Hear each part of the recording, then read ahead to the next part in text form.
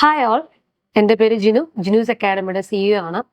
അപ്പോൾ നമുക്ക് എല്ലാവർക്കും അറിയുന്നത് പോലെ 10ാം ക്ലാസ്സിലെ റിസൾട്ട് വന്നു. അതിന് തൊട്ട് പിന്നാലെ തന്നെ +2ന്റെ റിസൾട്ടും വന്നു.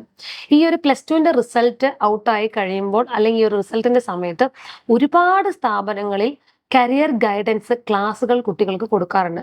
+2 കഴിഞ്ഞ് കുട്ടികൾക്കാണ് ഇത് കൊടുക്കാറുള്ളത്, അല്ലേ?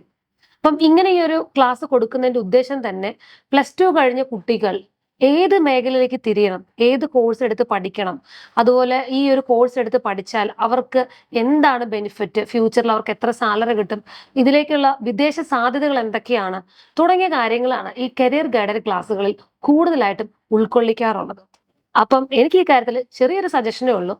കരിയർ ഗൈഡൻസ് ക്ലാസ്സുകൾ സംഘടിപ്പിക്കുമ്പോൾ വിദ്യാർത്ഥികൾക്ക് മാത്രമല്ല, അവരുടെ പാരൻസിനും കൂടെ ഇങ്ങനെ ഒരു സെഷൻ അറേഞ്ച് ചെയ്ത് കൊടുക്കുന്നത് വളരെ നല്ലതായിരിക്കും. കാരണം എപ്പോഴും വീട്ടിൽ ചെന്ന് കുട്ടികൾ പറയും, എനിക്ക് നഴ്സിംഗ് പഠിക്കണം, അല്ലെങ്കിൽ എനിക്ക് BBA ചെയ്യണം, അല്ലെങ്കിൽ എനിക്ക് MBBSന് പോകണം, ഇങ്ങനെ പല ഡിജിറ്റൽ മാർക്കറ്റിംഗ് പഠിക്കണം, അങ്ങനെ വ്യത്യസ്തമായ ആഗ്രഹങ്ങൾ കുട്ടികൾ പ്രകടിപ്പിക്കുമ്പോൾ പല മാതാപിതാക്കൾക്കും ഈ ഒരു കോഴ്സ് എൻ്റെ മകനോ മകളോ പഠിച്ചു കഴിഞ്ഞാൽ എന്താണ് ബെനിഫിറ്റ്, അവർക്ക് ഇതുകൊണ്ട് എന്തെങ്കിലും മെച്ചമുണ്ടോ തുടങ്ങിയ കാര്യങ്ങളെ കുറിച്ച് അവർക്ക് യാതൊരു ധാരണയും ഉണ്ടായിരിക്കില്ല.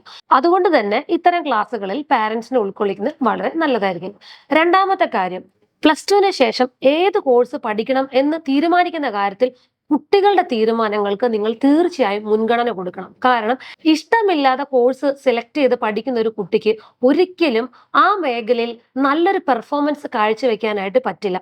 അതുകൊണ്ട് തന്നെ നിങ്ങളുടെ കുട്ടികൾ +2 കഴിഞ്ഞ് എന്ത് കോഴ്സ് ചൂസ് ചെയ്യണം എന്ന് ആഗ്രഹിക്കുന്നു എന്ന് കുട്ടികളോട് കൂടി ചോദിച്ച് മനസ്സിലാക്കി അതിന്റെ പോസിറ്റീവ്സും നെഗറ്റീവ്സും മനസ്സിലാക്കി അവരുടെ ഇഷ്ടങ്ങൾക്ക് കൂടുതൽ പരിഗണന കൊടുക്കാനായിട്ട് ശ്രദ്ധിക്കുക.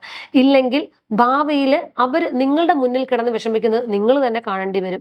മാത്രവുമല്ല, മക്കളെ പഠിപ്പിക്കാനായി കഷ്ടപ്പെട്ട് പണം കണ്ടെത്തുന്ന നിങ്ങൾ തീർച്ചയായും അവർക്ക് ഇഷ്ടമുള്ള കോഴ്സ് പഠിക്കാനായി സപ്പോർട്ട് ചെയ്യണം. അങ്ങനെ നമുക്ക് വിവിധ മേഖലകളിൽ കഴിവുള്ള ഒരു തലമുറയെ വാർത്തെടുക്കാം. അവർ പറക്കട്ടെ അവരുടെ സ്വപ്നങ്ങളിലേക്ക്.